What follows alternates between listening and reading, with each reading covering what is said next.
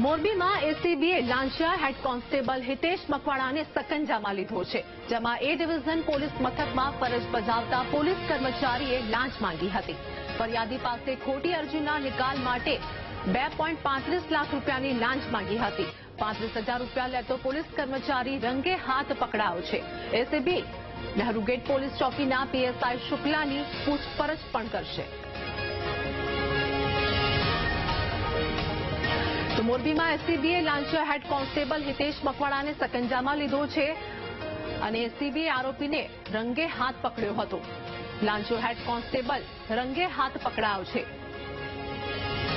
સંવાદદાતા હર્નિશ અમારી સાથે જોડાઈ ગયા છે। મોરબીમાં એસીબીએ લાંચિયા હેડ કોન્સ્ટેબલ હિતેશ મકવાણાને સકંજામાં લીધો છે, શું વધુ અપડેટ?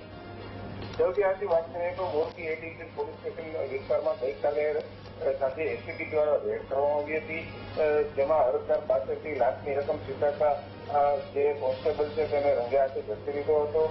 હિતેશ મકવાણા નામનો હેડ કોન્સ્ટેબલ છે તેને 2.35 લાખની લાંચ માંગી હતી અને એમાં 1 લાખ રૂપિયા અગાઉ આપી દેવામાં આવ્યા હતા અને 1.35 લાખ અત્યારે આપવાના હતા। ત્યારે જ રંગે હાથે એસીબીએ તેને ઝડપી લીધો હતો।